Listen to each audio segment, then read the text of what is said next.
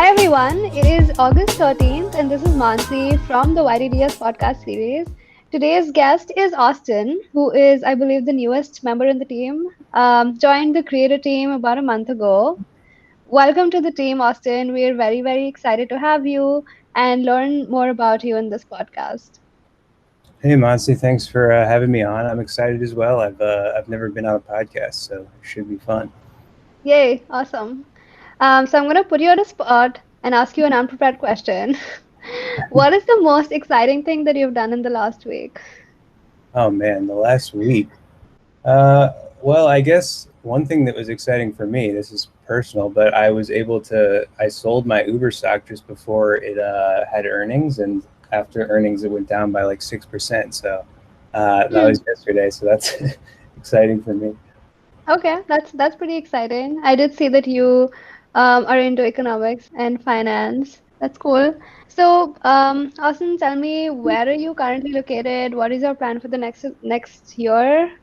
Yeah, sure. So I'm currently in San Francisco with the recent news of the 1 year work from home. That's kind of opening up a couple options. So even before that happened, I was already planning on leaving the Bay Area, but Hmm. I was able to get out of my lease at the end of August, and I'm going to be going to LA for a couple months. I have my parents have an apartment in LA, and they're actually leaving LA to go to St. Louis, which is where I'm originally from. And so that gave me the opportunity to live in their LA apartment for a couple months. So that's my plan for the short term. And then I'm probably going to go to St. Louis myself a couple months from, I guess, probably closer to the end of the year. Hmm. And that's where my childhood home is, and so I'll be living there. My brother lives there, and he's actually using that home as his like work from home spot. So I'll be at least have someone to hang out with during work time, and then yeah, I have a 10-month-old nephew as well. So I think that's Hmm. the draw that of St. Louis right now. My parents want to go see him. Haven't seen him since December, so Oh, that'll be exciting. And yeah, so that's like the current plan. that's awesome. Cool. So, tell me more about your life before joining Google. Where were you before this? What did you study? What's your background? Yeah, sure. So I went to school at USC for undergrad, and I studied data science. And then I worked at Ernst and Young for 2 years, where I was doing like anti-fraud analytics consulting. And so I'd say the work at EY was a lot of SQL, a lot of data cleansing, and making sense of some messy client financial data, and doing like risk scoring modeling. So it was interesting. It was a good first job, I'd say. Uh, and then I moved on to Uber after a couple of years at EY. Uber, I think, was also overall very good. Good experience. I Hmm. learned a lot at Uber. It was pretty, I think, had like startup-y vibes, I'd say. I guess I've never actually worked at a startup, but it felt like what I would think a startup would feel like, despite like the scale it's at. So, Hmm. but yeah, the people at Uber are really good. So I learned a lot there. I was a product analyst, so I did similar type of work, a lot of experimentation and product analytics type work. So yeah, and then I joined Google about 6 weeks ago. Hmm. Super excited to be here. I Nice. think I got kind of lucky because I was one of the last headcount to get approved. So Oh, wow. shout out to Itamar for coming through and getting me approved. That is amazing. We're really glad that you made it. Um, you want to talk about your time at Uber? Maybe if you want to share an interesting project or how did you spend your time there? Yeah. So I was on a couple different teams. I was initially on the driver team, and then I switched to the transit team. So this is like a little bit of a more niche team. But basically, Uber Transit has a couple different things that they were working on, but I was on like the rider side. So one of it was basically integrating public transportation into the Uber app, so you could actually like see like bus lines and trains and everything within the Uber app, with the idea of being like the one-stop shop for all your transportation. Hmm. Uh, But the other thing that they're doing now, I think that's actually getting more successful is like SaaS. So they're doing like basically trying to sell the like Uber tech to these transit agencies to be able to kind of optimize their routing and some of the things there. So I did. I was like I said, I was on like more of the rider side, so it was a lot of basically like experimentation on product features and seeing how different things we added to the app, how it influenced both like the transit engagement, but also like overall engagement because you are like cannibalizing in a sense from like the main uh, service, which is just like rides. So it was always kind of like juggling, trying to grow transit while minimizing the like negative impact on like overall gross booking. So Hmm. yeah. Cool. Nice. And I believe, apart from work, you played a lot of ping pong at I, Uber. I was a big ping pong player. We had tournaments, and I was amongst relatively, uh, I'd say like low competition. I was the winner of several tournaments, but um, yeah, happy to play ping pong if we ever end up back in the office. I don't know if Google has ping pong tables. I'm guessing they do, but if anybody wants to Um, play, I think we do have one ping pong table. Yeah, whenever we're back, happy to play ping pong. for sure. Awesome. So apart from ping pong, what are some of the other interests that you have outside of work? Yeah, so I'd say lately I've been watching a lot of sports, watching a lot of NBA. It just came back. I've Hmm. always been into sports in general. Uh, Fingers crossed that they don't cancel it because baseball Yeah, came back, but then they're having a lot of positive cases, so like it's unsure if it's going to continue. But so yeah, watching that and then listening to podcasts or watching shows or reading. I also try to hike or walk.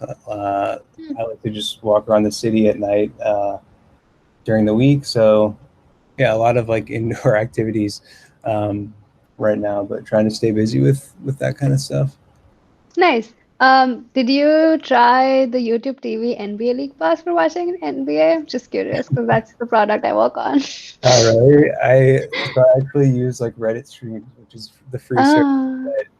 Ah, Yeah, basically they have okay. all the games for free. So That is good to know.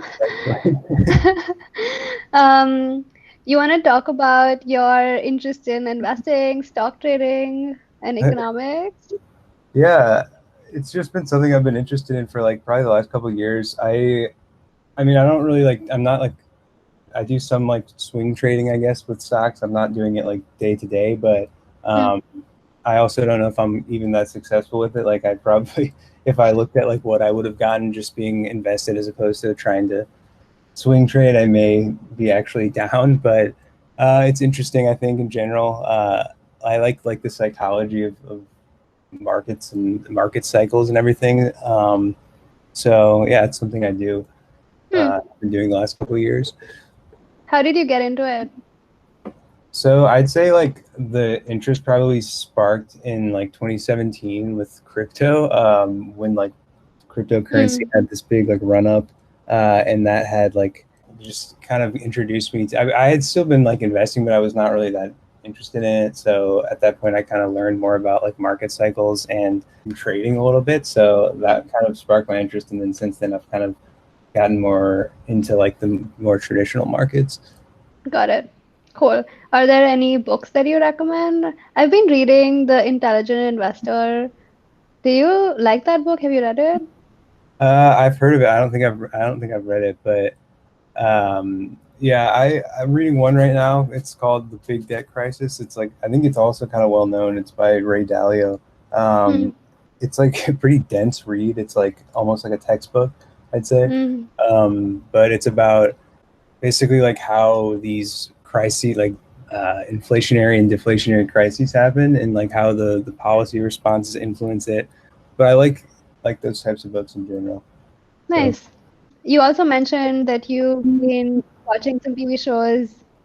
Any particular TV show that you really like? So I think the last show that I watched was Narcos. It's about like Pablo Escobar and the Colombian drug trade. So Right. there's some brutality to it. So I don't know if it's for everyone, but definitely interesting. But yeah, I don't know. I feel like I haven't watched a ton of shows recently. Like, if you have any recommendations, I'm open to hear. But yeah, That's really good. I feel like there are very few people probably during the pandemic who are reading dense books and not what binging Netflix shows. So hats right. off to you for that. Cool. Switching gears a little bit, I'm very curious about your starter project. Do you want to talk about that? Yeah. So this will be good practice because I have to present this in like a couple of meetings coming up. Okay, Um, great. so yeah, so the project I'm working on is related to small creators or helping small creators. The impetus for the project was basically that we saw, I think, like as of a couple of years ago, that small creators were getting less discovery watch time, or just like trending down in discovery watch time, while overall discovery watch time was trending up. And Hmm. I think this was probably due to like viewer optimized launches of trying to reduce like low quality content, which often would come from some of these small creators. But the issue with that is that there's also some high quality content from small creators, which we don't want to just ignore. And so the work stream that I'm specifically working on is basically trying to test if there's like a recall problem with search and discovery, with the Hmm. idea being that there's like some small channels that are not like getting a chance to ever be seen, or just not ever getting picked up by search and discovery because they just never get like enough impressions. Right. Um, so basically, what we're doing is testing.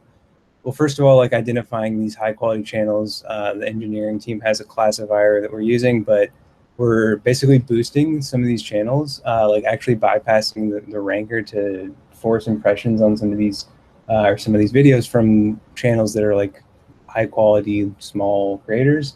Hmm. And the idea is that basically trying to see if after you boost for like a 2 to 3 week increment, and we're boosting up to like various levels of impression targets, like anywhere from like 500 to up to like 500,000. Wow. And the idea is that we want to see if in the window after you stop the boosting, whether or not there's actually like lasting impact. So Hmm. does search and discovery actually pick up these videos and then start to surface them organically? I Um, see. and the results were pretty good. We found that there is some lasting impact. That's pretty cool. I'm very curious and excited about your presentation because I think I will consider myself a small creator, so I'm very curious about Yeah. what this clarifier is doing. At a high level, what they're doing is basically trying to find channels that have a high likelihood of being accepted into the YouTube partner program. Hmm. So that's like the basically it's trying to predict whether the channel would be qualify. Or I guess I don't actually know exactly what the criteria is, but like if they were to get to the subscriber threshold for Right. for the partner program, like would they be do they have like other signals that would indicate that they would qualify, I guess. Got it. Cool. Awesome. Maybe my last question would be, since you're in the creator team, do you have a favorite creator or favorite YouTube channel that you really like? Yeah, I guess one that I've watched recently, which is it's like from a basketball player that basically is like vlogging. His name's JaVale McGee. He's like an average like player. He's not really like a star or anything, but he's been vlogging from like the NBA bubble, which is basically like all the players are in this like bubble in Florida where they're actually in Disney World, but they're not allowed to leave or like have Wow. anybody come in. So it's like life in the bubble. It's kind of interesting if Interesting. you're into sports or into like the behind the scenes um, Cool. stuff. So Yeah, thank you for sharing. It was great talking to you. Looking forward to sharing this with the rest of the team. But thank you for your time, and it was great getting to know you better. thanks a lot. All right. Have a good weekend. Take care. Bye bye. Bye.